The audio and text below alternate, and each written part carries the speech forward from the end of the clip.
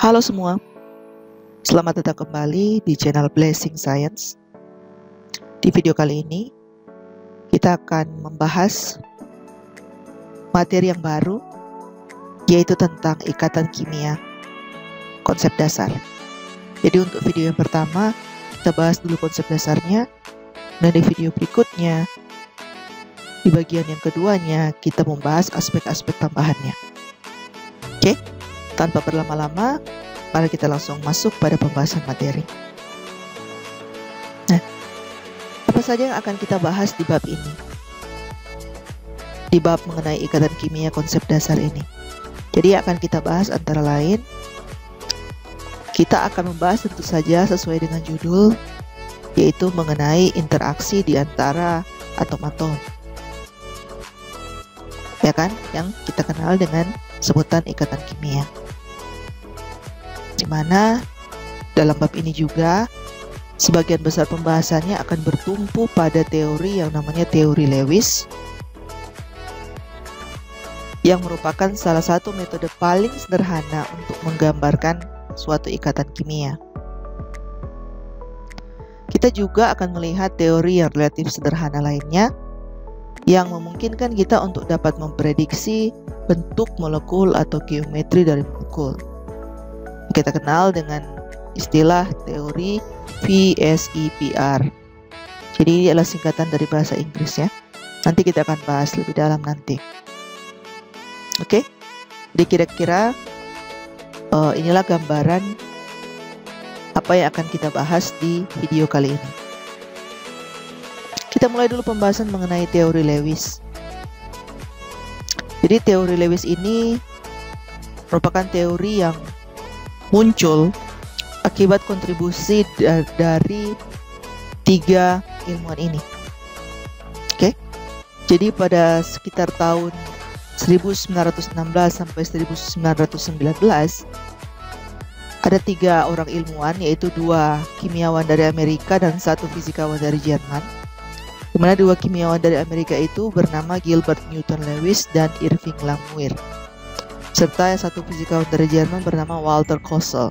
Ini adalah foto beliau bertiga, G.N. Lewis, Irving Langmuir, dan Walter Kossel. Mereka bertiga ini mengusulkan atau mengajukan usulan penting yang berkaitan dengan ikatan kimia.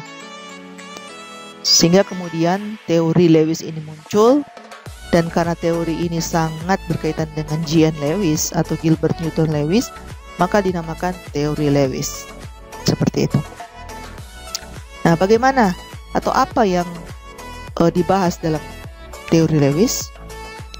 Jadi, gambaran umum dari teori Lewis itu membahas beberapa atau mengajukan beberapa gagasan dasar. Antara lain, yang pertama, dalam teori Lewis itu yang menjadi gagasan dasarnya adalah tentang elektron valensi. Dimana kita sudah tahu elektron valensi ini kan adalah elektron yang berada pada kulit terluar atau lintasan terluar dari atom, ya kan?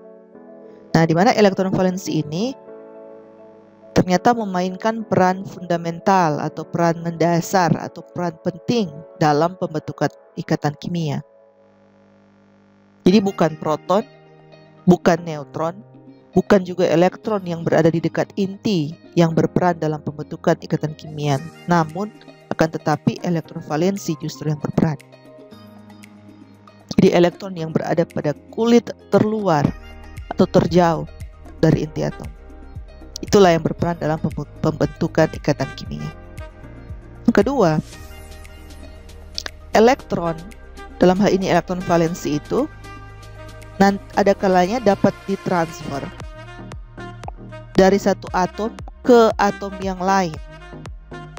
Misalkan kita berbicara dua atom ya, di atom yang pertama dapat mentransfer elektron valensinya ke atom yang kedua, di mana ketika elektron ini ditransfer akan terbentuk yang namanya ion positif dan ion negatif.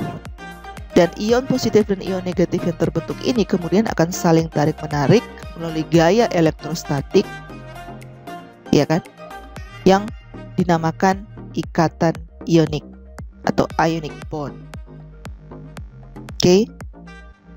Itu adalah gagasan yang kedua. Gagasan yang selanjutnya, kadangkala juga selain elektron bisa tertransfer, elektron juga bisa digunakan bersama. Jadi ada satu atau lebih pasangan elektron yang digunakan bersama, baik setara maupun tidak setara, di antara atom-atom. Oke. Nah, dan ikatan yang terbentuk itu, jadi ikatan yang terbentuk akibat penggunaan bersama pasangan elektron, itu disebut ikatan kovalen atau covalent bond. Saya yakin dari SMA juga, sejak SMA kalian sudah mempelajari ini kan. Nah, gagasan yang selanjutnya, elektron yang ditransfer dan yang digunakan bersama itu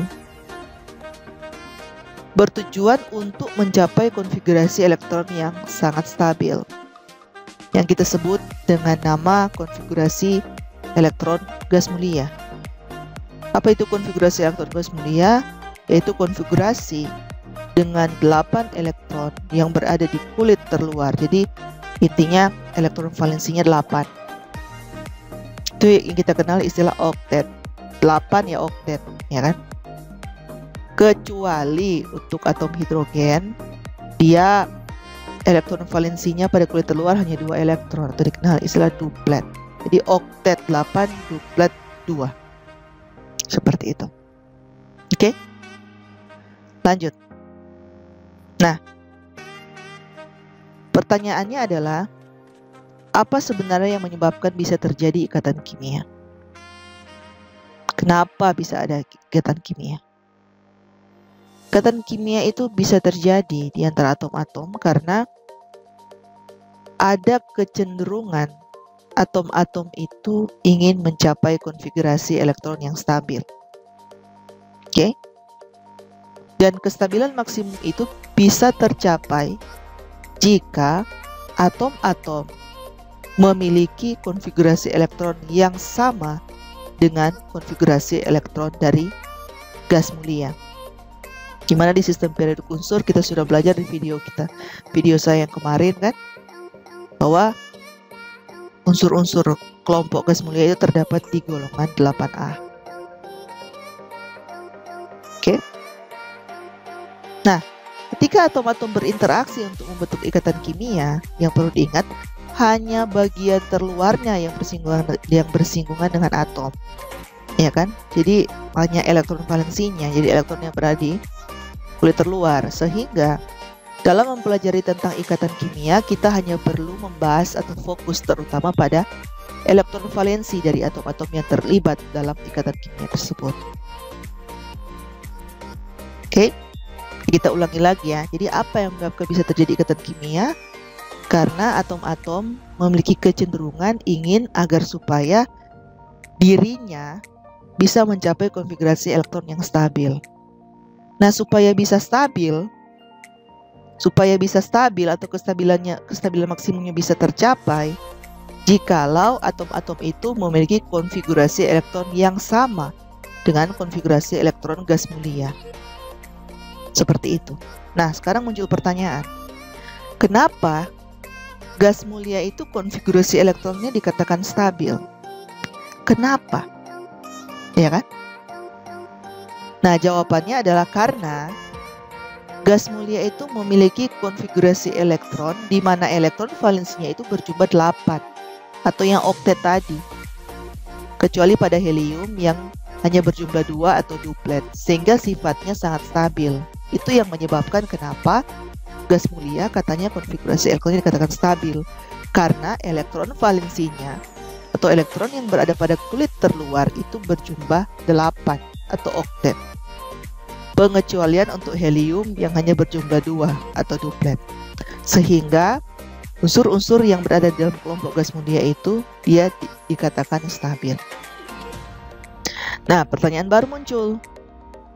Kenapa jika elektron valensi suatu atom berjumlah 8 seperti kelompok gas mulia itu atom tersebut dikatakan stabil? Ya kan?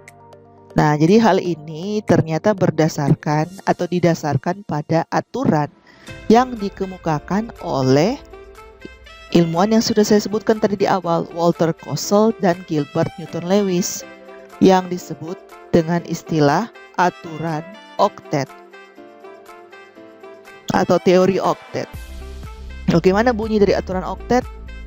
Kurang lebih seperti ini ya. Suatu atom unsur sifatnya stabil bila elektron valensinya itu mencapai oktet. Oktet maksudnya dia berjumlah 8 atau duplet berjumlah 2 untuk unsur periode pertama seperti hidrogen. Seperti itu ya. Semoga dapat dipahami ya. Oke, kita lanjut. Nah, ini kita bisa lihat konfigurasi elektron dari unsur-unsur kelompok gas mulia atau golongan 8A.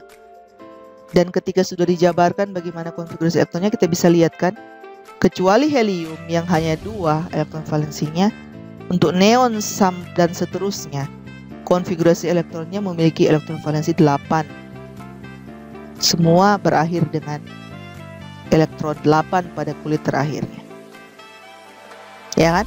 Yang membedakan hanya jumlah kulitnya tuh, yang semakin ke bawah semakin banyak. Tapi intinya yang sama antara semua ini, kecuali helium, adalah semua memiliki elektron valensi 8 atau mengikuti aturan oktet. Seperti itu. Jadi kalau sudah 8 seperti ini, unsur-unsur gas mulia dianggap tidak membutuhkan atau tidak butuh untuk berinteraksi dengan atom yang lain. Karena mereka sudah stabil. Mereka nggak butuh bantuan dari atom lain, atau mereka nggak butuh untuk memberikan bantuan kepada atom yang lain. Jadi kayak apa ya, kalau kayak orang rada sombong ini unsur-unsur kelompok gas mulia ya. Nah, mereka merasa mereka sudah stabil dan tidak butuh untuk berinteraksi dengan atom-atom yang lain. Oke, lanjut. Jadi berdasarkan aturan oktet yang sudah kita bahas tadi, maka dapat disimpulkan atom-atom unsur di luar gas mulia itu harus berinteraksi dengan atom yang lain dengan cara bergabung atau berikatan satu sama lain membentuk molekul atau senyawa untuk mencapai konfigurasi elektron yang stabil seperti gas mulia. Jadi jika atom-atom gas mulia dapat stabil dengan berdiri sendiri, jadi dia sudah menganggapkan dia tidak perlu berinteraksi dengan atom-atom yang lain, sehingga kan dia dapat berdiri sendiri. Ya kan? Atau gas monoatomik, gas yang hanya terdiri atas satu atom saja, atom tunggal, itu untuk gas mulia. Sedangkan untuk atom-atom unsur yang lain di luar gas mulia itu harus, supaya stabil, harus berikatan satu sama lain, baik dengan atom sejenis maupun atom yang berbeda, untuk mencapai konfigurasi elektron yang stabil atau memenuhi aturan oktet yang tadi. Oke? Jadi yang perlu diingat, hanya gas mulia, hanya kelompok unsur-unsur gas mulia saja yang sudah stabil, yang elektron valensinya sudah penuh diisi dengan 8 elektron, aturan oktet. Sedangkan atom-atom yang lain, mereka itu harus berinteraksi dengan atom-atom yang berbeda maupun atom-atom yang sama untuk bisa mencapai konfigurasi elektron yang stabil seperti gas mulia. Jadi untuk membuat elektron valensinya penuh terisi 8. Karena di luar gas mulia, teman-teman, unsur-unsur di luar gas mulia itu kalau kita buat konfigurasi elektronnya tidak ada yang langsung 8. Pasti istilahnya masih kurang gitu, belum 8. Ya kan? Di luar gas mulia kalau kita buat konfigurasi elektronnya tidak ada yang sudah langsung 8. Beragam dia, bisa 7, 6, 5, 4, 3, 2, 1 gitu. Jadi intinya di bawah 8. Sehingga untuk bisa mencapai 8 ya dia butuh berinteraksi dengan atom yang lain. Bagaimana cara interaksinya yang sudah saya jelaskan tadi kan? Bisa elektronnya ditransfer atau bisa elektronnya digunakan bersama. Seperti itu. Jadi kalau yang digunakan bersama, masing-masing menyumbangkan elektronnya terus digunakan bersama. Tapi kalau yang ditransfer, ada satu yang memberikan elektron ditransfer, sedangkan ada satu yang menerima elektron tersebut. Jadi itulah kunci dari kenapa bisa terjadi atau terbentuk ikatan kimia. Berarti kita bisa simpulkan gas mulia ini karena dia sudah stabil ya dia tidak reaktif ya. Dia tidak reaktif seperti atom-atom yang lain. Karena dia menganggap dirinya itu sudah stabil, jadi tidak perlu berinteraksi dengan atom-atom yang lain. Seperti itu. Oke, semoga dapat dipahami, kita lanjut. Sekarang kita masuk pembahasan mengenai simbol Lewis. Saya yakin ini juga sebenarnya kalian sudah pelajari sejak dari SMA. Kita hanya perlu mereviewnya lagi. Apa sih simbol Lewis ini? Jadi tadi kan kita sudah bahas ada yang namanya elektron valensi. Jadi ternyata untuk menggambarkan elektron valensi dari suatu atom yang terlibat dalam pembentukan ikatan kimia, kita dapat menggunakan yang namanya simbol Lewis. Oke? Nah, jadi simbol Lewis itu apa? Jadi simbol Lewis itu suatu simbol kimia atau lambang kimia. Jadi bisa lambang kimia dari suatu atom bisa atom apa saja ya. Intinya dalam sistem periodik unsur. Jadi ada lambang kimia dari suatu atom, simbol atau lambang kimia dari suatu atom, kemudian simbol atau lambang kimia dari suatu atom tersebut dikelilingi oleh titik-titik. Jadi dengan ada titik-titik yang ditempatkan di seputar simbol untuk menyatakan elektron valensi. Jadi titik-titiknya itu jumlahnya itu menyatakan elektron valensi dari atom itu. Oke? Nah, ini misalkan contohnya. Simbol Lewis untuk atom silikon dengan nomor atom 14 dan nomor massa 28 itu memiliki konfigurasi elektron kan seperti ini. Saya tidak perlu bahas lagi cara kita membuat konfigurasi elektron karena itu sudah dibahas di video-video sebelumnya. Jadi saya menganggap kalian sudah tahu. Dari konfigurasi elektron ini kan kita bisa lihat bahwa elektron valensinya itu ada 4. Ya kan? Bisa pakai cara ini, bisa pakai cara ini, sama kan? 4 di sini kan juga 4, 2 tambah 2. Jadi elektron valensi dari silikon ternyata setelah dibuat konfigurasi elektronnya itu 4. Sehingga kita bisa gambarkan simbol Lewisnya seperti ini. Gambarkan dulu lambang dari Si, S besar dan I kecil, kemudian taruhlah titik-titik sebanyak 4 yang mengelilingi lambang atau simbol dari atom silikon tersebut. 1, 2, 3, 4. Hanya seperti itu. Sesimpel itu. Oke? Nah, kemudian yang perlu diingat juga kalau simbol Lewis itu lazimnya atau umumnya itu ditulis untuk unsur-unsur golongan utama atau golongan A dalam sistem periodik unsur. Dan sangat jarang untuk unsur-unsur yang golongan B atau unsur-unsur transisi. Sangat jarang atau mungkin tidak ya. Tidak ditulis untuk yang unsur-unsur golongan transisi. Oke? Nah, di sini ada membahas contoh soal yang pertama. Yang perlu dicatat adalah saya buat tanda merah di sini bahwa untuk mengerjakan setiap rutin soal yang ada di video ini, kalian diminta mempersiapkan lembar sistem periodik unsur untuk bahan pembelajaran di bab ini sehingga lebih mudah. Atau bisa juga tidak harus pakai yang lembar itu, kalian bisa install aplikasi tentang tabel periodik yang begitu banyak yang ada di Play Store atau App Store di smartphone kalian. Bisa juga. Ya kan? Nah, jadi di sini ada contoh soal. Yang pertama, saya tulis pertama karena di video ini akan ada beberapa contoh soal ya untuk membahas macam-macam materi. Kita mulai dulu dengan pembahasan mengenai bagaimana kita menuliskan simbol Lewis. Jadi di sini ada soal. Tulislah simbol Lewis untuk unsur-unsur berikut. A, N, P, AS, SB, dan BI. Sedangkan yang B, AL, I, SE, dan AR. Bagaimana kita menjawab soal ini? Harusnya kan, kalau seandainya kita tidak diizinkan melihat sistem periodik unsur. Ya kan, misalkan kita tidak diizinkan untuk melihat sistem periodik unsur. Untuk bisa menjawab ini, kita harus buat konfigurasi elektronnya. Ya kan? Kita harus buat konfigurasi elektronnya, kemudian nanti bisa ketahuan berapa elektron valensi dari masing-masing atom. Ya kan? Nah, tapi itu juga kan harus diketahui nomor atom dari masing-masing atom tersebut. Sehingga kita bisa buat konfigurasi elektronnya. Nah, di soal ini hanya diketahui atomnya saja, atom unsurnya saja, tapi tidak ada nomor atomnya. Seandainya kita tidak hafal pun masing-masing atom ini nomor atomnya berapa, sulit bagi kita untuk membuat simbol Lewisnya. Sehingga saya asumsikan di sini begini. Saya asumsikan kalian sudah tahu membuat konfigurasi elektron.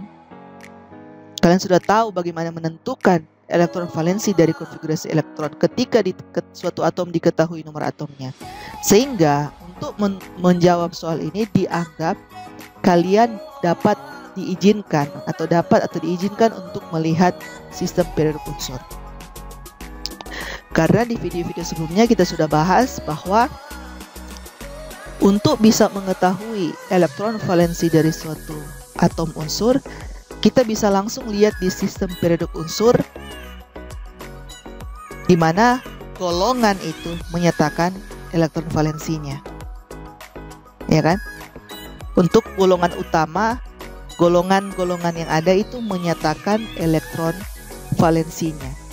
Sehingga selesaikanlah soal ini dengan langsung melihat di sistem periode unsur. Terserah mau Anda mau pakai yang lembar sistem periode unsur atau Anda mau lihat di smartphone Anda masing-masing. Terserah. Intinya dalam soal ini Anda diizinkan untuk melihat sistem periode unsur sehingga langsung cepat kita bisa tahu.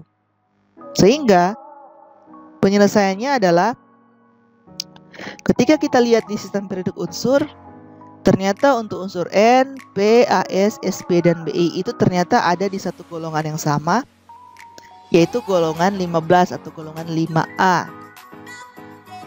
Sehingga kalau ditulis golongan 5A, otomatis elektron valensinya ternyata berarti ada 5. Sehingga simbol Lewisnya itu semua atom ini mempunyai 5 elektron valensi, sehingga kita tinggal gambarkan masing-masing atomnya, terus kelilingilah dengan 5 titik. Jadinya seperti ini. Oke? Jadi semua posisi titiknya 5 ada sama, hanya membedakan lambang-lambang atomnya saja. Tapi elektron valensinya semua sama. 5 elektron karena sama-sama berada di golongan yang sama, yaitu 5A. Oke? Nah, soal yang B sama juga. Jadi dianggap kita bisa melihat sistem periode unsur, dan dari hasil penelusuran kita di sistem periode unsur pastikan akan jawabannya seperti ini. Al itu ada di golongan 13 atau 3A, I itu ada di golongan 17 atau 7A, dan Se itu ada dalam golongan 16 atau 6A, serta yang Ar ada dalam golongan 18 atau 8A.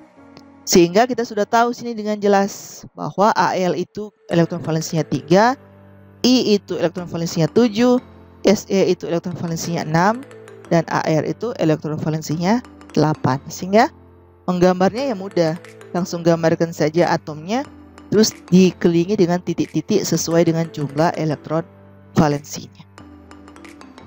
Oke, sangat-sangat mudah ya. Oke, kita lanjut. Nah, jadi ini adalah tabel periodik unsur yang ingin membuktikan apakah benar yang kita bahas tadi. Iya kan? Benar kan? Ternyata N, P, AS, dan SB yang soal A itu berada di golongan yang sama, yaitu golongan 5A, sedangkan Al ada di golongan 3A, Se di 6A, I di 7A, dan Ar di 8A. Jadi memang seperti itu ya. Kalau kalian langsung cek di tabel periodik unsur atau sistem periodik unsur. Sekarang kita lanjut. Nah, jadi sebenarnya kita sudah bisa merangkum semua simbol-simbol Lewis atom-atom unsur yang ada di golongan utama. Dan dari sini kan kita bisa lihat bahwa memang jelas ya, simbol-simbol Lewisnya jumlah titiknya berdasarkan elektron valensinya dan cocok dengan golongannya. Untuk golongan utama ya. Kalau 1A berarti titiknya hanya 1, 2A berarti titiknya hanya 2, dan itu menyatakan elektron valensinya. Ya kan? Jadi sudah dirangkum dalam gambar ini sebenarnya. Nah, dan yang perlu kita tandai juga sebenarnya di sini ada titik-titik yang berpasangan, ada yang tidak, ada yang tunggal, ada yang berpasangan kan, yang 2 ada yang hanya 1-1. Ya kan? Nah, jadi itu sebenarnya titik yang tidak berpasangan ini sebenarnya ya cenderung untuk menyatakan jumlah ikatan yang dapat dibentuk oleh atom unsur tersebut. Apalagi yang golongan yang di bagian sini, yang non-logam. Oke, karena kalau yang logam dia cenderung akan membentuk ikatan ion daripada ikatan kovalen. Nanti kita akan bahas itu. Apalagi yang untuk unsur-unsur yang non-logam, biasanya titik tunggalnya ini menyatakan jumlah ikatan yang dapat dibentuk. Kayak misalkan yang karbon ini ada 4 titik itu, berarti dia bisa membentuk 4 ikatan. Kalau yang ini yang N, kan yang berpasangan hanya 1, yang tunggal ada 3, berarti N cenderung akan membentuk 3 ikatan. Misalkan ini yang O, yang berpasangan ada 2, yang tunggal kan ada 2, berarti O bisa membentuk 2 ikatan, dan begitu seterusnya.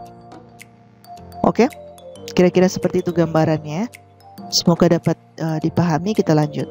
Nah, sekarang kita membahas mengenai struktur Lewis. Tadi sudah simbol Lewis, sekarang kita bahas mengenai struktur Lewis. Apa itu struktur Lewis atau Lewis structure? Jadi struktur Lewis itu adalah kombinasi simbol-simbol Lewis yang menyatakan transfer elektron atau penggunaan bersama pasangan elektron dalam suatu ikatan kimia. Ya kan?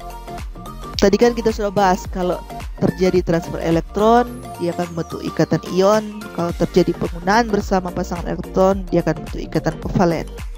Nah, inilah dia gambaran yang tadi.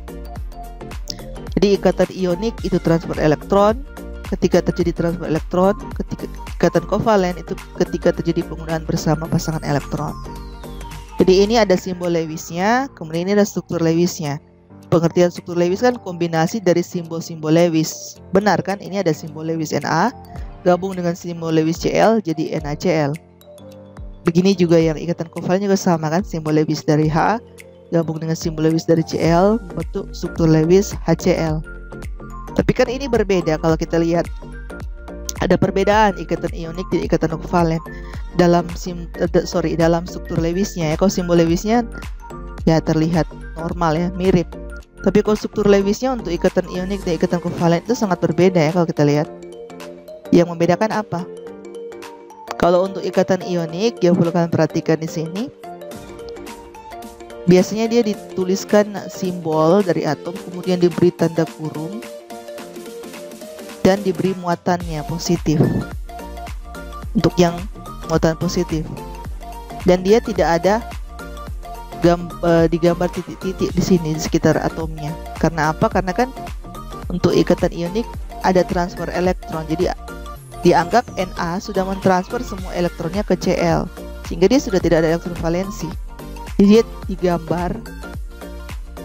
digambarkan dalam tanda kurung dan sudah tidak ada titik-titiknya. Jadi dianggap semua dia sudah lepas diberikan ke Cl kan. Seperti itu. Nah, sedangkan kalau untuk yang Cl sama juga diberi tanda kurung terus Cl, tapi Cl harus dilengkapi dengan elektron valensinya 8 yang mengelilinginya. Terus diberi muatan minus. Oke. Jadi itu untuk ikatan ionik, sedangkan untuk ikatan kovalen dia langsung saja digabungkan. Ketika ini kan H ada 1 elektron valensi, Cl ada 7. Kemudian mereka gunakan bersama. Jadi seperti ini. Nah, ini tidak digambarkan titik-titik. Harusnya kan titik, kok ini tidak? Ya nggak masalah sih sebenarnya.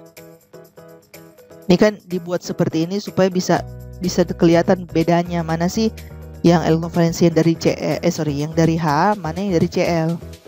Begitu pula dengan yang ini, mana sih elektron valensi yang diberikan Na ke Cl, sehingga bisa kelihatan oh iya yang ini.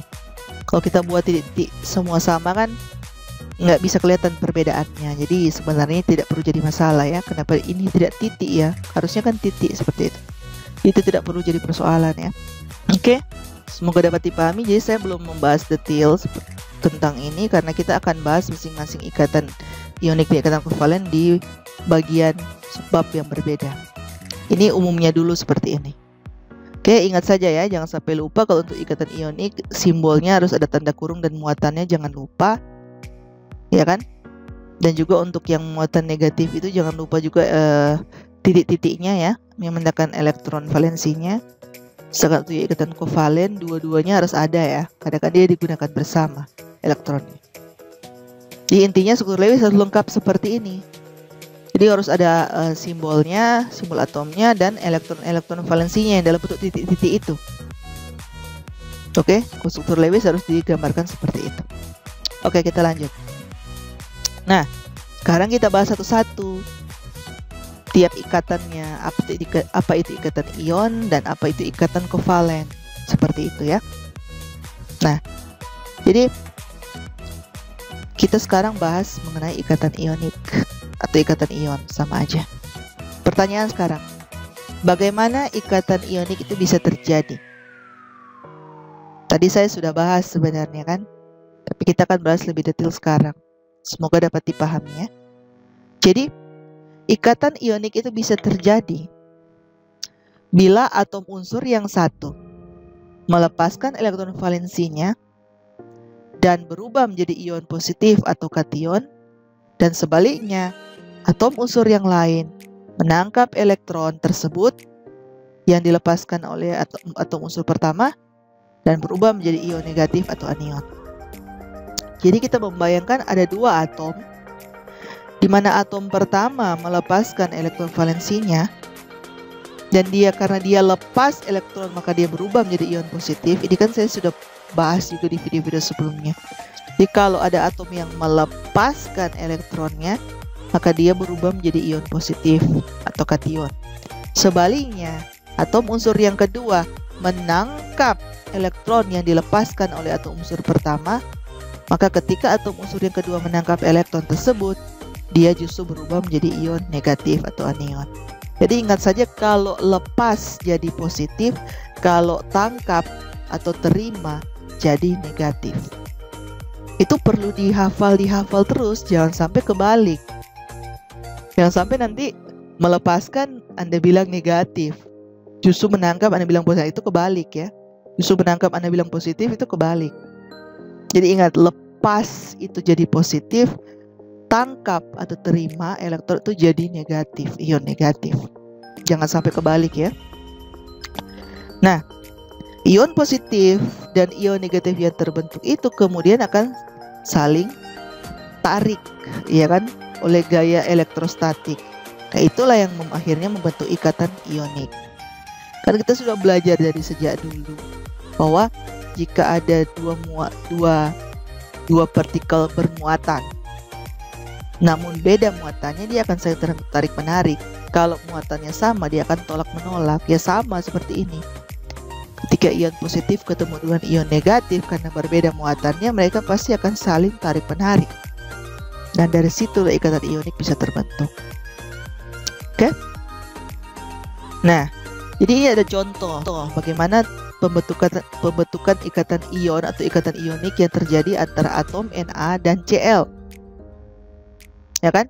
Nah, di sini kan Na nomor atomnya 11, Cl nomor atomnya 17. Ketika kita buat konfigurasi elektronnya kan akan menjadi 2. Untuk Na itu 281. Jumlahnya 11 kan? 281. Sedangkan kalau untuk Cl konfigurasi elektronnya karena ada 17, 287. Ingat, aturan oktet. Jumlah elektron valensinya harus 8. Nah, di sini Na sudah 281. Nah, supaya bisa 8, akan lebih mudah dia lepas satu ini daripada dia tangkap 7 kan? Untuk jadi 8. Iya kan? Sehingga kalau dia lepas ini, akhirnya dia bisa elektron valensinya jadi 8. Ya kan? Jadi untuk Na, agar supaya bisa mencapai oktet, cenderung dia akan lebih mudah untuk lepas 1 daripada dia mau tangkap 7. Ya kan? Jadi satunya ini dia lepas, sehingga elektron valensinya berubah menjadi 28. Dan karena dia lepas satu elektronnya, maka muatan dari Na berubah menjadi ion Na+. Plus ini menandakan dia lepas satu elektron, sehingga berubah menjadi ion Na+. Jadi besar muatannya ini juga tergantung berapa elektron yang dilepaskan. Kalau dilepaskan 2 elektron berarti muatannya akan menjadi 2+, seperti itu. Akhirnya ion Na ini sudah memenuhi aturan oktet, yaitu kulit terakhirnya berjumlah 8. Nah, sebaliknya untuk ion Cl, dia konfigurasinya elektronnya kan 287. Nah, 7 ini nggak mungkin kan dilepas. Lebih mudah dia tangkap saja 1 supaya jadi 8. Ya kan? Sehingga untuk mencapai oktet, dia akan menangkap 1 elektron yang dilepas dari Na. Kan Na lepas, kasih ke Cl, Cl menerima dengan senang hati. Ya kan? Akhirnya, konfigurasi elektronnya berubah menjadi 288. Karena Cl menangkap 1 elektron dari Na, maka Cl itu berubah menjadi ion Cl-. Minusnya berarti maksudnya minus kan ini -1 karena dia menangkap 1 elektron. Seperti itu. Ya. Sehingga ion Na+ dan ion Cl- yang terbentuk akhirnya berikatan ionik. Jadi saling tarik-menarik akibat gaya elektrostatik sehingga membentuk ikatan ionik dan akhirnya akan terbentuklah senyawa ionik yang namanya NaCl. Oke? Sehingga dari sini kan kita bisa simpulkan bahwa dalam ikatan ionik itu yang terjadi ada transfer elektron dari satu atom ke atom yang lain. Atau serah terima elektron. Jadi ada yang menyerahkan dan ada yang menerima, sama kan? Dan senyawa ionik itu adalah senyawa yang terbentuk ketika ikatan ionik terbentuk, gitu ya. Jadi dalam senyawa ionik ya senyawa yang mengandung pasti ada ikatan ionik dalamnya karena disebut senyawa ionik. Seperti itu. Oke. Mudah ya, karena ini juga kan kalian sudah pelajari sejak SMA. Mau dapat dipahami, kita lanjut. Nah, bagaimana struktur Lewis untuk senyawa ionik? Tadi kan di awal yang ini saya sudah bahas bahwa kalau untuk struktur Lewis senyawa ionik kan ada aturan khususnya, ini harus ada tanda kurung, terus muatannya harus ditunjukkan, ya kan? Jadi kita harus memperhatikan beberapa aturan berikut ya. Jadi kan tadi senyawa ionik kita sudah tahu bahwa ia terbentuk dari gabungan kation dan anion. Dan informasi tambahan perlu kita tahu bahwa biasanya ikatan ionik itu terbentuk dari atom logam sebagai kationnya dan non-logam sebagai anion. Jadi kalau senyawa ionik itu gabungan antara atom logam dan non-logam. Logamnya itu yang akan nanti jadi kation dan non-logamnya itu yang akan nanti jadi anion. Dan perlu diingat juga senyawa ionik itu secara keseluruhannya dia bermuatan netral ya. Yang bermuatan positif negatif kan kation dan anionnya, tapi ketika mereka sudah bergabung muatannya jadi netral karena kan muatan plus dan muatan negatif akan saling meniadakan sehingga jadi netral. Jadi jangan berpikir kalau senyawa ionik oh berarti dia bermuatan, enggak, ion yang bermuatan. Tapi kalau sudah jadi senyawa dia sudah netral, ya kan? Nah, kemudian karena dia bersifat netral, maka dari sinilah rumus kimia senyawa ini kita bisa tetapkan. Jadi ditetapkan dari kation dan anion yang bergabung untuk bisa menjadi netral. Bagaimana itu kation, jumlah kation dan anion itu harus bergabung sehingga senyawa ioniknya itu bisa bermuatan netral atau tidak bermuatan. Seperti itu. Nah, kemudian dalam menuliskan struktur Lewis untuk senyawa ionik kita perlu memperhatikan bahwa simbol Lewis dari kation itu tidak mempunyai titik. Jika semua elektron valensinya dilepaskan, iya kan, sama kayak ini kan tadi. Ketika Na lepas 1 elektronnya ke Cl, ya otomatis Na digambarkan tidak ada titik lagi kan, seperti ini. Hanya tinggal muatannya saja, ya kan? Kemudian yang perlu diperhatikan yang kedua adalah muatan ionik dari kation anion itu perlu untuk ditunjukkan, harus ditunjukkan. Dan jangan lupa tanda kurung ini. Oke, jadi seperti itu cara kita menuliskan struktur Lewis untuk senyawa ionik. Ya, jadi kayak ini kan Na tadi kan elektron valensinya 1. Simbol Lewis kan hanya menggambarkan elektron valensinya. Sedangkan Cl kan 7, jadi digambarkan 7. Ya, sehingga supaya Cl ini memenuhi aturan oktet, ya Na ini lepas saja satunya dan berikan ke Cl. Ya kan? Karena Na sudah kelebihan elektron satu ini. Karena kalau dia lepas, dia juga akhirnya bisa memenuhi aturan oktet. Ya kan? Yang mengikuti konfigurasi elektron dari neon. Ya kan? 28. Jumlahnya 10, bukan 11. Kan seperti itu. Jadi Na berikan satu elektronnya ke Cl, Cl menerimanya. Sehingga Na juga sudah stabil, sudah memenuhi aturan oktet, Cl juga seperti itu. Ya, kalau digambarkan jangan lupa tanda kurung Na plus karena dia melepaskan elektron, dan sudah tidak ada titik-titiknya di sekitar Na karena dianggap Na sudah memberikan elektron valensinya ke Cl. Sedangkan untuk Cl jangan lupa tanda kurung dan gambarkan titik-titiknya. Genap 8 menandakan kalau dia sudah memenuhi aturan oktet, dan jangan lupa muatannya. Oke, itu untuk struktur Lewis dari ikatan ionik. Sehingga kalau kita tanya rumus kimia, ya gabung NaCl. Karena kebetulan muatannya sama-sama satu ya, 1 plus dan 1 minus. Nanti kalau muatannya berbeda, rumusnya bisa berbeda lagi, ya kan? Seperti itu. Oke, kita lanjut. Nah, ini ada contoh soal yang kedua, yaitu membahas bagaimana kita menuliskan struktur Lewis untuk senyawa ionik.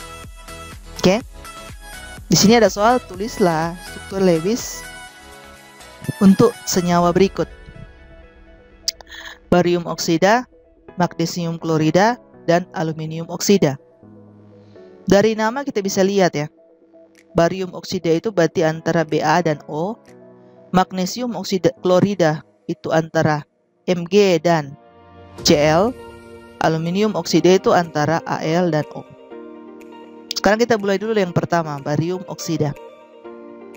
Nah, dalam menjawab ini seperti biasa kan, kita harus tahu dulu elektron valensi dari Ba dan O. Jadi kita di sini diizinkan untuk melihat langsung ke sistem periodik unsur, sehingga lebih mudah daripada kita buat konfigurasi elektronnya. Lebih lama itu ya. Ketika kita lihat kan Ba posisinya ada di mana? Sini. Berarti kan dia ada di golongan 2A. Sehingga otomatis Ba itu elektron valensinya 2. Sedangkan untuk O, dia kan ada di sini, golongan 6A. Berarti elektron valensinya ada 6. Ya kan? Berarti di sini kita bisa lihat Ba akan melepaskan 2 elektronnya, ya kan? Sedangkan O yang 6 elektron valensi akan menerima 2 elektron dari Ba, sehingga masing-masing sudah akan memenuhi aturan oktet. Sehingga struktur Lewisnya akan jadi seperti apa ya? Seperti ini, dalam kurung Ba. Kenapa 2 plus? Karena dia melepas 2 elektronnya diberikan ke O. Hanya 2 plus, ya kan? Kenapa tidak ditulis titik-titiknya di Ba? Ya karena Ba sudah memberikan semua elektron valensinya, sehingga sudah tidak perlu ditulis lagi titik-titiknya, ya kan? Sedangkan ini O, kenapa di 2 minus? Ya karena dia menerima 2 elektron yang diberikan dari Ba. Sedangkan jangan lupa untuk O dituliskan titik-titiknya lengkap 8, yang menandakan dia sudah memenuhi aturan oktet. Sehingga rumus kimia seperti apa? Ya langsung saja BaO. Karena apa? Karena kan angka muatannya sama, 2 plus dan 2 minus, sama-sama 2 kan? Oke, selanjutnya soal yang kedua tentang magnesium klorida seperti apa. Nah, langsung lagi lihat cek. Untuk Mg dia ada di 2A, berarti Mg memiliki 2 elektron valensi. Sedangkan untuk Cl ada di 7A, yang ini di 7A, berarti dia memiliki 7 elektron valensi.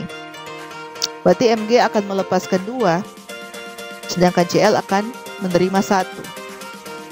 Nah, persoalannya Mg lepas 2, Cl hanya perlu menerima 1, ya kan? Nah, berarti supaya dia cocok, maka Cl harus dibuat 2 seperti ini, jangan hanya 1, supaya 2 elektron valensi dari Mg dapat diberikan ke masing-masing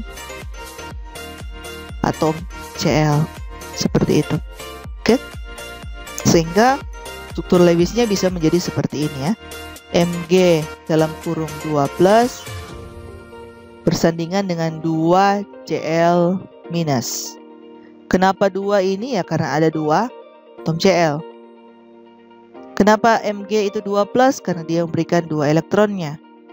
Kenapa Cl itu minus? Karena dia menerima masing-masing 1 elektron dari Mg.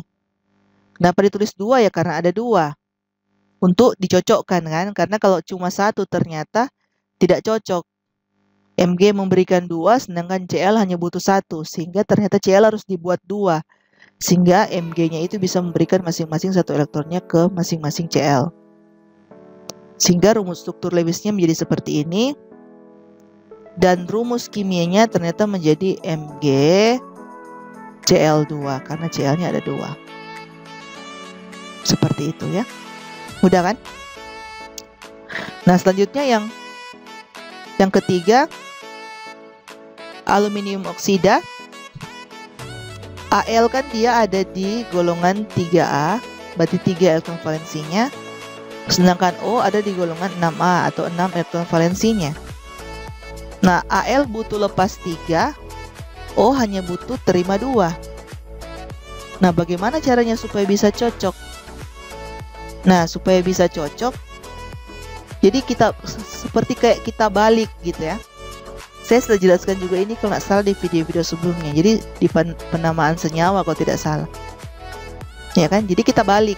Jadi karena Al lepas 3, sedangkan O butuh 2, kita balik.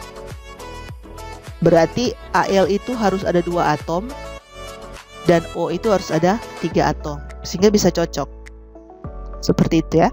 Sehingga Al dari yang butuh lepas 3 ini karena dikali 2 ada 6. Sedangkan O yang masing-masing butuh 2 karena dikalikan 3 ada 6. Jadi sama kan, ada butuh lepas 6 elektron. Sedangkan yang di bagian ini butuh 6 elektron juga, menerima 6 elektron. Sehingga cocok. Seperti itu. Jadi akhirnya Al bisa menyerahkan masing-masing elektronnya. Untuk 2 Al pertama ini diserahkan di atom O pertama. Kemudian 1 elektron di sini dengan 1 di sini diserahkan di atom O kedua, dan 2 elektron di sini diserahkan di atom O ketiga. Sehingga struktur Lewisnya menjadi seperti apa? Ya begini. 2 karena ada 2 Al 3 plus karena ada 3 dia lepas elektronnya. Kemudian 3 O 2 minus karena ada 3 O. Dan 2 minus itu karena dia menerima 2 elektron dari Al.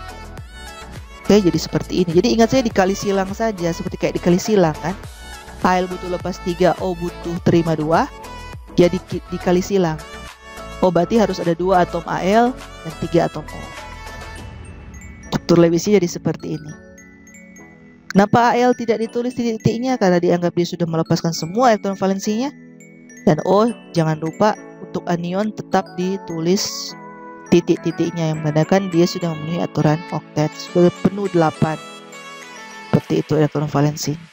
Jadi rumus kimia jadi seperti apa? Karena Al ada 2, berarti tulis Al2, ini kan 2Al, Al2. Kemudian yang 3 O2 minus itu berarti O3. Jadi Al2 O3 sebagai rumus kimianya. Sekarang kita lanjut. Nah, tadi kita sudah membahas tentang ikatan ion. Sekarang kita bahas mengenai ikatan kovalen.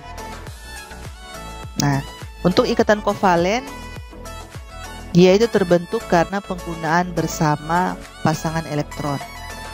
Dan kalau penggunaan bersamanya satu pasang elektron di antara atom-atom yang terikat, maka itu adalah ikatan kovalen tunggal. Karena pasangan elektronnya ada satu pasang, hanya satu pasang. Dia ada 2, satu pasang kan berarti ada 2 elektron. Maka itu dikatakan ikatan kovalen tunggal. Nah, di sini juga perlu ditekankan pentingnya istilah pasangan elektron dalam teori Lewis ya. Dia ada yang namanya istilah pasangan ikatan. Apa itu pasangan ikatan? Itu adalah pasangan elektron dalam ikatan kovalen. Sementara ada juga istilah pasangan bebas. Apa itu pasangan bebas? Itu adalah pasangan elektron yang tidak terlibat dalam pengikatan atau yang tidak berikatan. Di buku-buku berbeda, mereka kadang menulis bukan pasangan ikatan atau pasangan bebas, tapi pasangan elektron yang berikatan dan pasangan elektron bebas. Itu sama aja ya. Kita tidak perlu bingung masalah itu. Hanya perbedaan penggunaan istilah dalam tiap-tiap buku atau sumber yang kalian baca.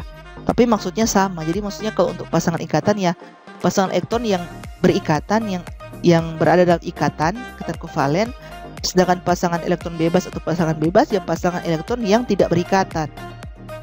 Nah, contohnya kan seperti ini. Ketika ada dua atom H berikatan membentuk ikatan kovalen, H kan elektron valensinya masing-masing 1. Dan H itu untuk memenuhi aturan duplet ya harus 2 kan. Kan tadi ada pengecualian untuk aturan oktet kecuali H. Kalau H itu duplet, mengikuti aturan duplet. Ini kan masing-masing hanya 1. Untuk jadi 2 kan masing-masing butuh 1. Ya, jadi supaya bisa memenuhi aturan duplet, dia masing-masing ini menyumbangkan elektronnya untuk digunakan bersama. Jadi kayak saling menyumbangkan untuk digunakan bersama. Jadi supaya bisa memenuhi aturan duplet, masing-masing menyumbangkan 1 elektronnya untuk disepakati digunakan bersama. Jadi seperti ini. Nah, kalau sudah digunakan bersama seperti ini, inilah yang dimaksud dengan pasangan ikatan, yaitu pasangan elektron yang berikatan, membentuk ikatan kovalen. Jadi ikatan kovalennya yang ini. Pasangan elektron yang digunakan bersama oleh yang ini, atom yang H yang ini dan H yang ini. Nah, di mana ini juga bisa kita ganti dengan tanda hubung garis seperti ini, yang menandakan dia juga adalah pasangan ikatan. Dan ini saya rasa kalian sudah tahu ya. Kita bisa gambarkan seperti ini, bisa juga seperti ini. Ya. Nah, kemudian contoh yang untuk Cl juga kan begitu.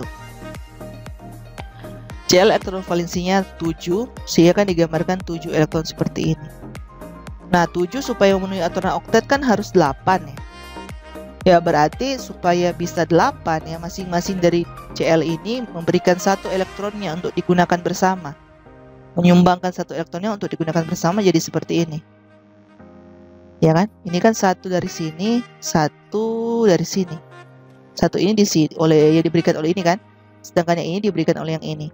Jadi sama-sama menyumbangkan 1 sehingga mereka bisa menggunakan secara bersama. Sehingga akhirnya dua-dua sudah memenuhi aturan oktet. Yang Cl ini 8, Cl ini juga 8. Kan seperti itu. Dan inilah yang dimaksud dengan pasangan ikatan. Ini yang ikatan kovalennya. Kemudian kita bisa ganti dengan garis juga seperti ini. Dan jangan lupa, untuk pasangan elektron bebasnya itu tetap kita harus taruh. Jadi ini yang dimaksud dengan pasangan elektron bebasnya. Jadi pasangan elektron yang tidak terlibat dalam ikatan, karena yang terlibat dalam ikatan hanya yang ini. Sedangkan ini kan tidak terlibat dalam pembentukan ikatan. Seperti itu. Oke. Saya rasa ini juga semuanya kalian sudah tahu. Semoga dapat dipahami ya. Kita lanjut. Nah, ini ada contoh soal ketiga. Menuliskan struktur Lewis sederhana. Ya, di sini diminta tulislah struktur Lewis untuk molekul amonia. Gimana kita menjawab ini? Untuk menuliskan struktur Lewis, kita harus mengetahui rumus kimianya dari molekul tersebut. Dimana kan amonia, kita sudah tahu bahwa rumus kimianya NH3, ya kan? Dimana rumus kimia NH3 ini dia menunjukkan jumlah dari atom dan jenis dari atom yang ada pada struktur ini, ya toh? Nah, kemudian dari sini supaya bisa membuat struktur Lewisnya, kita harus tahu kan berapa sih elektron valensi dari masing-masing atom, yaitu yang N dan H, ya kan? Kita bisa lihat di sistem periodik unsur, untuk N elektron valensinya ada 5, ya kan? Sedangkan H elektron valensinya ada 1, terus hanya ada 3. Ada 3, ya kan? Sehingga cara gampangnya itu untuk supaya nanti bisa digabungkan jadi suatu struktur Lewis yang utuh, kita buat dulu potongan-potongannya. N, gambarkan dulu N dengan simbol Lewisnya seperti apa, baru 3H ini gambarkan dulu H dengan simbol Lewisnya, ya kan? Jadi seperti ini. Nah, jadi ada 3H dengan 1 elektron valensi masing-masing, dilambangkan dengan 1 titik, sedangkan 1N dengan 5 elektron valensi, ya kan? Nah, kemudian ketika sudah seperti ini, jadi potongan-potongan seperti ini, seperti kayaknya Lego ya, mari kita susun jadi satu kesatuan. Nah, sini kan kalau seperti yang tadi sudah saya jelaskan, kalau ada ikatan tunggal seperti ini, kalau ada titik tunggal seperti ini bukan berpasangan, itu kan menandakan ikatan yang bisa dia buat, ya kan? Ikatan yang bisa dibuat oleh atom N ini.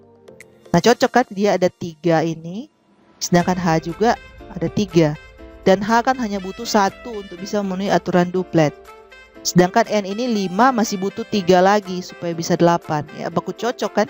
Cocok akhirnya. Nah, jadinya nanti ketika berikatan, kira-kira akan seperti ini. Iya kan?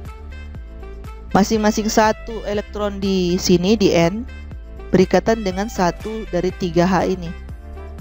Jadinya seperti ini kan? Ini, dan yang ini. Sehingga H yang ini sudah memenuhi aturan duplet, ini juga sudah duplet, ini juga sudah duplet, sedangkan N sendiri juga sudah 8. Ini aturan oktet. Oke, jadi sebenarnya mudah sih. Intinya seperti kayak Lego, akhirnya kita susun, kita rangkai jadi satu kesatuan yang utuh. Jadi seandainya ini kayak Lego, ada 4 pecahan Lego, terus disusun jadi seperti ini. Kan? Jadi seperti itu. Oke. Semoga dapat dipahami ya. Ini juga masih struktur Lewis sederhana. Nanti di slide-slide selanjutnya kita akan belajar bagaimana menggambarkan struktur Lewis yang untuk senyawa yang sudah lebih kompleks. Bisa saja atomnya, jumlah jenis atomnya sudah lebih banyak, kemudian ya intinya sudah lebih kompleks dari ini. Oke, tapi itu nanti. Oke, semoga dapat dipahami. Kita lanjut. Nah, sekarang kita bahas apa yang dimaksud dengan ikatan kovalen koordinat. Atau di buku-buku lain ada yang tulis ikatan kovalen koordinasi, sama aja sih. Jadi ikatan kovalen koordinat itu maksudnya suatu ikatan kovalen yang satu atomnya menyumbangkan sekaligus 2 elektron kepada spesies lain untuk digunakan bersama. Tadi kan pengertian ikatan kovalen kan ketika masing-masing atom menyumbangkan elektronnya dan digunakan bersama, ya kan? Tapi kalau ikatan kovalen koordinat, katanya yang digunakan bersama itu hanya berasal dari satu atom, bukan dua-duanya. Jadi yang satu kayak hanya numpang aja gitu ya. Kalau sebelumnya kan tadi kita sudah belajar sama-sama menyumbangkan, gitu ya, sama-sama memiliki kontribusi sumbang elektron, terus digunakan bersama. Tapi kalau untuk pengertian ikatan kovalen koordinat ini, hanya satu yang sumbangkan elektronnya, sedangkan satunya numpang aja, untuk akhirnya digunakan bersama. Gitu ya, jadi sama kayak ada seseorang punya rumah, terus dia izinkan orang lain untuk tinggal bersama dengan dia, padahal rumahnya itu dari dia. Seperti itu ya kira-kira gambarannya. Oke, jadi enak sekali nih yang satu lagi ya, yang tidak memberikan kontribusi tapi bisa menggunakan bersama ya, bisa menikmati bersama asetnya kan gitu. Kayak seperti itu. Nah, di sini ada contoh pembentukan ion amonium atau NH4+. Jadi NH4+ ini terbentuk dari ketika NH3 ketemu dengan HCl. Ya kan, NH3 ketemu dengan HCl, di mana atom H dari HCl dia meninggalkan elektronnya pada atom Cl. Kan ini H dengan Cl ini kan saling berikatan kovalen, yaitu H menyumbangkan 1 elektronnya, Cl menyumbangkan 1 elektronnya dan digunakan bersama. H memenuhi aturan duplet, Cl memenuhi aturan oktet. Sama-sama senang di sini, sama-sama diuntungkan. Nah, kemudian akhirnya H memutuskan untuk lepas asetnya, dia berikan kepada Cl. Semua dia berikan, untuk kamu aja, gitu ya. Jadi ketika dia sudah lepas elektronnya, akhirnya dia sudah tidak ada elektron lagi. Makanya dia berubah menjadi H+. Iya kan? Karena dia sudah tidak ada elektron lagi, sehingga dia sudah berubah menjadi H+, semua elektronnya sudah dia lepas, semua elektron valensinya dia sudah kasih ke Cl. Akhirnya H+ ini sudah tidak ada elektron lagi. Nah, supaya dia bisa kembali memenuhi aturan duplet, ya kan? Maka elektron bebas, pasangan elektron bebas dari N ini, si N ini yang memiliki pasangan elektron bebas, dia rela untuk memberikan pasangan elektron bebasnya itu untuk dinikmati oleh H, digunakan bersama dengan H. Jadi akhirnya H berikatan dengan ini, NH3 ini. Oke. Berikatan dengan NH3 ini, kemudian akhirnya jadi ion NH4+ terbentuk. Oke, seperti itu. Kenapa bisa plus? Ini kan awalnya H+. Ketika H+ gabung di sini, jangan lupa plusnya itu nggak hilang. Jadi jadi NH4 tapi plusnya tetap ada. Oke. Dan ini Cl ini karena sudah diberikan semua elektron dari H ke Cl, akhirnya dia berubah menjadi Cl-. Artinya dia sudah ada kelebihan dari 1 elektron karena sudah diberikan oleh H, atau sudah tidak digunakan bersama tapi sudah diberikan lagi oleh H kepada Cl, sehingga Cl-nya menjadi Cl-. Dan ini menjadi NH4+. Dan di mana letak ikatan kovalen koordinatnya? Ya ini, yang tadi, yang ini. Oke, jadi N ini rela untuk memberikan pasangan elektron bebasnya untuk digunakan bersama dengan H, walaupun H tidak memberikan kontribusi apa-apa. Semua berasal dari N. Jadi ini yang dimaksud dengan ikatan kovalen koordinat. H tidak memberikan kontribusi apapun. Justru dengan keberadaan H, NH3 yang awalnya tidak bermuatan jadi bermuatan plus karena dari H+ ini kan. Dia gabung ke sini, akhirnya jadi terbentuk NH4+. Oke? Jadi kira-kira seperti itu gambarannya, semoga dapat dipahami. Jadi perlu diingat, yang membedakan dengan ikatan kovalen biasa, ikatan kovalen koordinat itu yang digunakan bersama itu hanya berasal dari salah satu atomnya saja. Sedangkan atom yang satu lagi tidak memberikan kontribusi apa-apa dalam menyumbangkan elektron. Dia hanya tahu menggunakan saja. Seperti itu ya. Seperti dalam kasus yang ini. H ini hanya tahu menggunakan saja pasangan elektron bebas dari N. Oke, sehingga semua akhirnya memenuhi aturan oktet kan. H juga akhirnya bisa memenuhi aturan duplet. Oke, kira-kira seperti itu. Kita lanjut. Sekarang kita bahas ikatan kovalen tetapi ganda. Tadi kan sudah dibahas ikatan kovalen tunggal, ikatan kovalen koordinat. Sekarang kita bahas ikatan kovalen ganda. Apa sih yang dimaksud dengan ikatan kovalen ganda? Nah, seringkali kan akan ada lebih dari satu pasang elektron yang harus digunakan bersama. Jadi tidak selalu hanya satu pasang, tapi bisa juga kita bisa dapat, bahkan sering ada lebih dari satu pasang elektron yang harus kita gunakan bersama untuk suatu atom bisa mencapai oktet. Nah, contoh di sini akan saya bahas adalah bagaimana CO2 dan N2 yang adalah dua molekul yang atom-atomnya menggunakan bersama lebih dari satu pasang elektron. Kita mulai dulu dari CO2 ya. Bagaimana struktur Lewis dari CO2?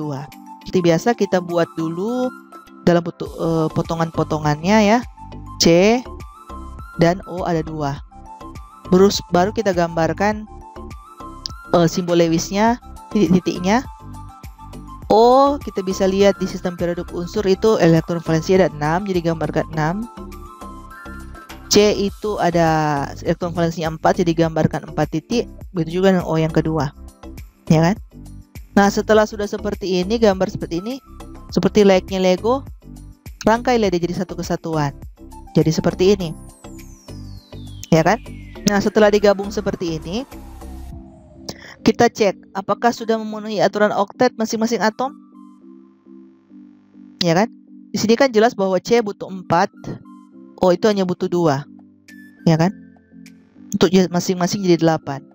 Karena setelah digabung seperti ini, setelah kita hitung lagi 2, 4, 6, 7 belum pas ya. Ini 2, 4, 6, 7 belum pas juga. Ini 2, 4, 6 belum pas juga.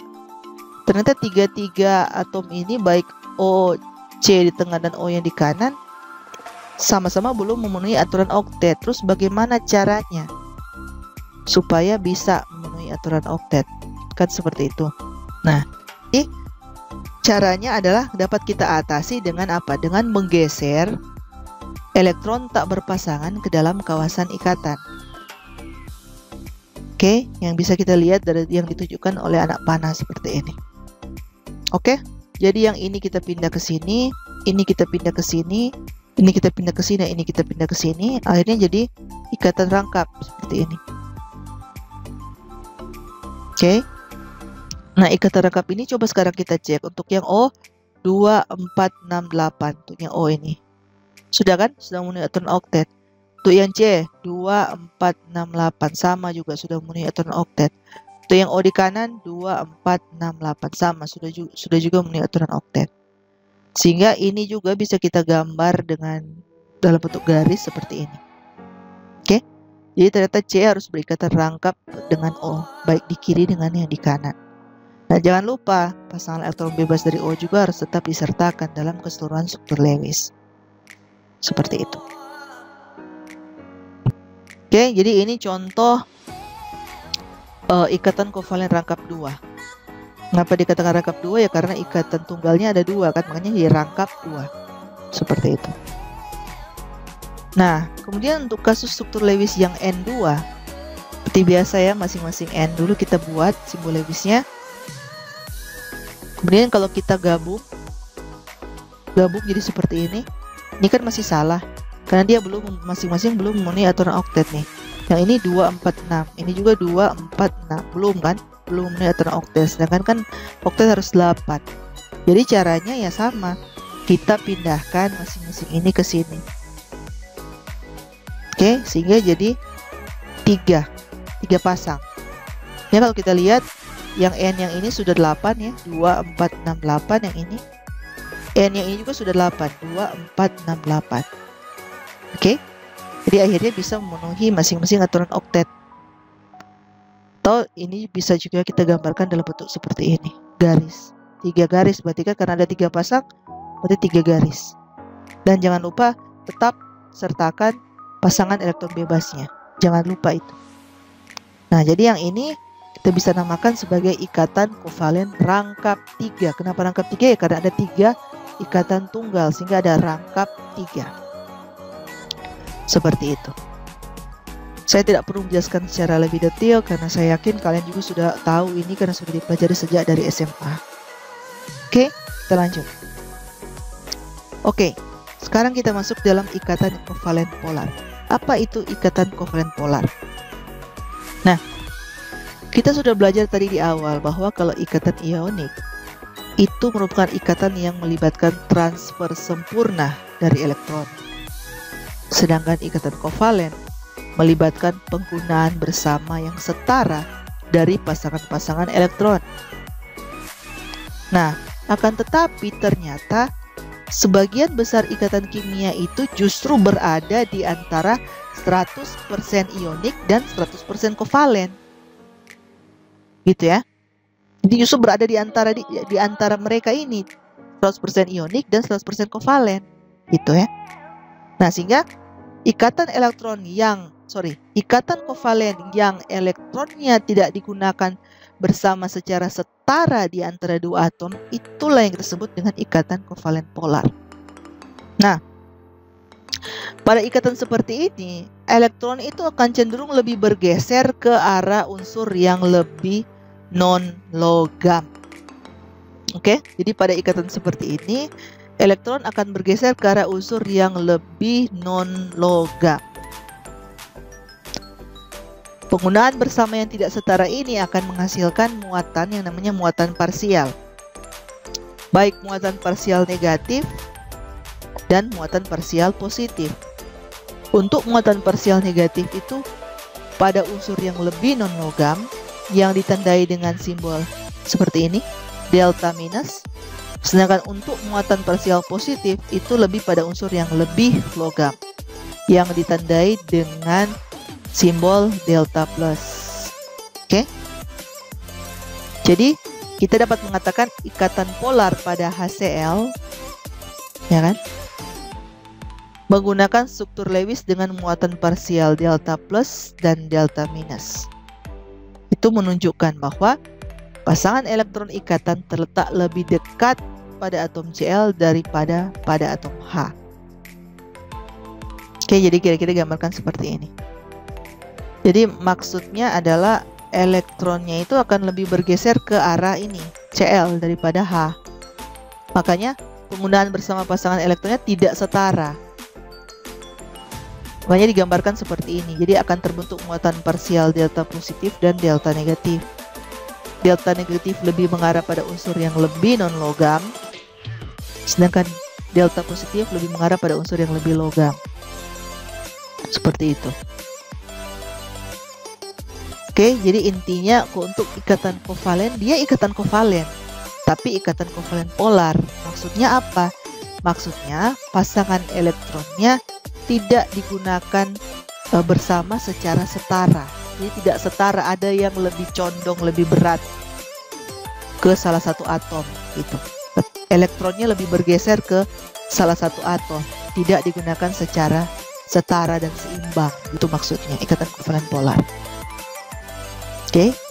Karena kalau ikatan kovalen non-polar, dia justru digunakan secara seimbang, secara setara. Itu bedanya, yang membedakan polar dan non-polar. Seperti itu. Oke. Nah, ikatan kovalen polar ini sangat berhubungan dengan yang namanya elektronegativitas, atau disingkat dengan EN. Jadi EN itu elektronegativitas, EN. Oke, jadi nanti di slide setelahnya kita tidak perlu menuliskan, saya sudah tidak menuliskan lengkap lagi elektronegativitas, tapi ada kalanya juga saya hanya menuliskan EN. Jadi jangan bingung dengan EN ini ya. Sudah saya bahas di slide ini duluan. Elektronegativitas singkatannya EN. Elektronegativitas, EN. Seperti itu. Nah, jadi ikatan kovalen polar itu sangat berhubungan dengan elektronegativitas atau EN. Apa itu elektronegativitas? Jadi yang dimaksud dengan elektronegativitas itu adalah kemampuan suatu atom untuk memperoleh atau untuk menarik atau untuk menangkap elektron dari atom lain yang berikatan. Kemampuan atom untuk memperoleh atau untuk menarik atau untuk menangkap elektron dari atom lain yang berikatan. Nah, di sini kita dapat memprediksi atau mendalami besarnya polaritas ikatan atau sifat polar dalam ikatan kovalen berdasarkan selisih elektronegativitasnya atau delta EN-nya. Di mana delta EN atau selisih elektronegativitas adalah nilai mutlak dari selisih nilai-nilai elektronegativitas dari atom-atom yang berikatan. Oke, jadi kita lihat selisihnya. Jadi kalau ada dua atom berikatan, kita lihat nilai elektronegativitasnya, terus kita cari selisihnya, nanti kan dapat nilai. Ya, nilai itulah yang menjadi patokan. Oke, jadi yang perlu diingat adalah jika delta EN itu besar atau lebih besar sama dengan 2, maka ikatan yang terjadi adalah ikatan antara unsur yang lebih bersifat logam dan yang lebih bersifat non-logam. Jadi kalau delta EN yang besar, berarti itu ikatan antara unsur logam dan non-logam yang kita sudah kenal tadi, ikatan ionik. Oke, jadi kalau ikatan ionik berarti delta EN-nya besar, lebih besar sama dengan 2. Oke. Nah, kalau delta EN-nya intermediate atau menengah, pertengahan, jadi sekitar lebih besar sama dengan 0,4 dan lebih kecil dari 2, itu ikatan kovalen polar. Nah, sedangkan jika delta EN-nya kecil, berkisar lebih besar dari 0 dan lebih kecil dari 0,4, itu adalah ikatan antara dua atom non-logam, yaitu ikatan kovalen murni. Sedangkan jika delta EN-nya 0, maka itu adalah ikatan kovalen non-polar. Maksudnya delta EN-nya 0, kenapa? Tidak ada selisih elektronegativitas. Karena apa? Karena kemungkinan besar atom yang berikatan itu sama, atom yang sama. Kalau atom yang sama kan memiliki harga elektronegativitas yang sama. Misalkan harga elektronegativitasnya 2 kurang 2 ya 0 kan.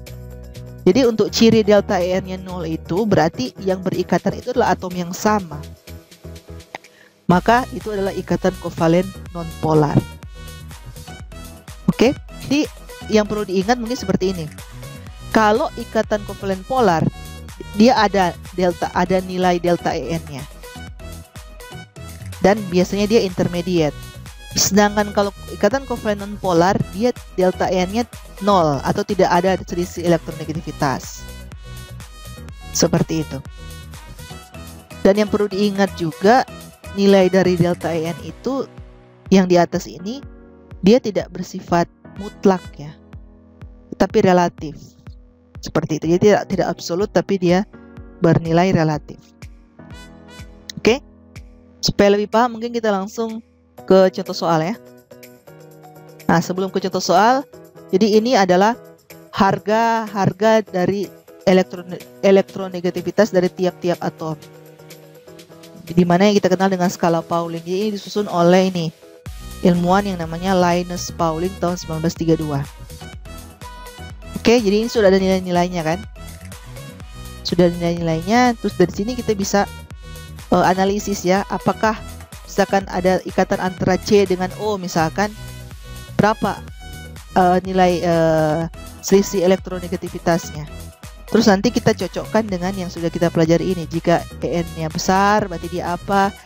Jika delta EN-nya besar, berarti dia apa? Jika delta EN-nya intermediate, dia apa? Jika delta EN-nya kecil, dia bagaimana? Dan jika delta EN-nya 0, itu seperti apa? Jadi lihat dari ini, dari harga-harga di tabel ini, nilai-nilai elektronegativitas. Oke? Seperti itu. Jadi untuk paham, mungkin kita langsung ke contoh soal. Nah, di sini ada contoh soal. Topik mengenai menilai selisih elektronegativitas atau delta EN dan polaritas dari ikatan. Di sini ada pertanyaan, mana ikatan yang lebih polar? Ikatan H dengan Cl atau ikatan H dengan O? Nah, ini ditanya, mana sih dari ikatan ini yang lebih polar? Antara H dengan Cl atau H dengan O? Nah, untuk bisa menjawab ini, kita harus tahu dulu nilai elektronegativitas dari masing-masing atom. Jadi nilai elektronegativitas dari H, Cl, dan O itu seperti apa? Dari tabel ini kita bisa lihat, ya kan, bahwa elektronegativitas dari H itu ini 2,1. Elektronegativitas dari Cl ini 3. Elektronegativitas dari O ini 3,5. Sehingga untuk ikatan HCl kita lihat delta EN-nya berapa. Delta EN-nya kan kita harus kurangkan. Delta EN dari H dan Cl kan, yang H kan yang mana tadi?